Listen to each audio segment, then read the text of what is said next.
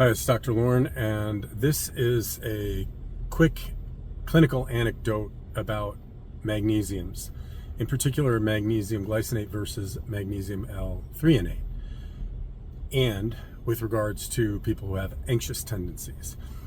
So some people, one or the other will work better. In my experience, fewer times or less often is when you need to combine both. And that's with regards to people who have had trouble sleeping because of anxiety or anxious tendencies. Also, difficulty coping during the day because of anxious tendencies. And I remember early on a case where we were using magnesium glycinate, and it was a patient, it wouldn't touch their anxiety. So we switched it over to magnesium L-Threonate, and that was night and day difference for this person.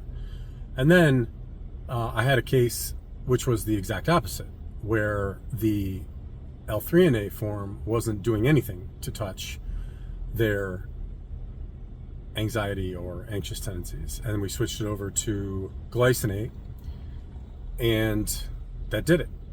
They felt much more relaxed throughout the day. Their mind wasn't racing as much. Now, I'm by no means suggesting that magnesium is going to take care of anxiety. So if you wanted to leave comments about that, forget it, because that's not what I'm saying. What I'm saying is that it can be helpful for some people.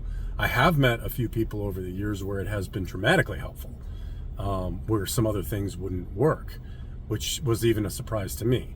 But between the two, it's hard to tell. Someone else may have a better idea as to why that tendency can be mediated with one form or the other.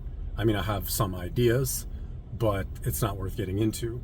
And then there's people who just seem to be better off if they do both. They'll switch it around. They may do them both together in the morning. They may do one at night, one in the morning, and so on. That's up for other people to decide in terms of what seems to work best for them. But I wanted to drop that anecdotal about seeing the differences between people and how some people will react to threonate, crossing the blood-brain barrier, whereas other people strongly react better to glycinate. So if you are someone who's using that, feel free to leave your thoughts and what your experience has been. I always find data very interesting. I find it very interesting, the different experiences that people have had, and the fact that, over so many years, I've had thousands of patients, so you're going to see various things in various forms. And that one has always been quite curious to me. And so there is so much talk about magnesium these days. If you have questions about it, drop them below, and I'll see you in another one. Take care.